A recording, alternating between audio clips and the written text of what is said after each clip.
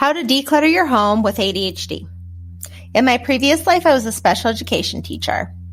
So when I was asked by a few people for ideas on how to organize when you have ADHD, I put on my teacher hat and got thinking. I implemented a lot of these ideas in my classroom, so everything I suggest I have used with individuals with ADHD. 1, start small.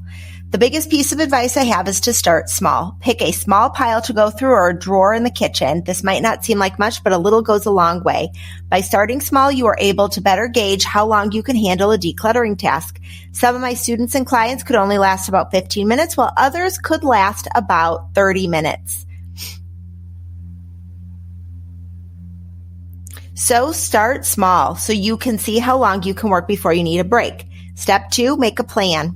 Once you have selected a spot to start decluttering, make a quick plan. It might be to throw away 5 things, or maybe you want to give a drawer a specific purpose. By creating a plan, you are able to focus on the task at hand. Step 3, set a timer. Once you create your plan, set a timer. Make sure you leave yourself about 10 minutes at the end. So if you can work for 30 minutes, set your timer for 20. Use the last 10 minutes for cleanup. Pro tip, I love using visual timers for tasks like this. They help you visualize what needs to get done and how long you have to do it. Step 4, declutter. Start by removing everything in the area you selected. Grab the first thing you see and ask yourself if you want to keep it. Do you use this item? Would you buy it again if you saw it in the store? Is there a reason you're holding on to it?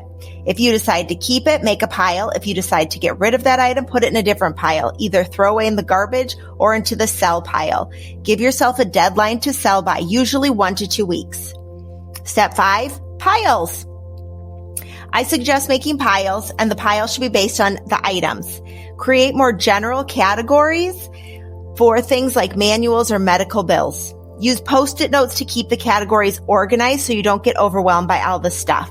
If your piles aren't labeled, things could get mixed up. Step 6, create storage. Once everything is sorted into piles, your timer should be going off soon, which is why you have 10 minutes to put things away. Everything should have a spot in your home. Now, not everything might have a spot at first, and that is okay. The goal is to start small and not complete everything. Step 6, keep it simple. The biggest thing to remember is to keep your system or process simple. I love using magazine holders for papers because you can just toss them in and they are contained. Keep your categories broad so that you can easily find things. Plus, make sure you get rid of things as they come into your home. Open and sort your mail as soon as it comes in. Make sure to like and follow for more videos.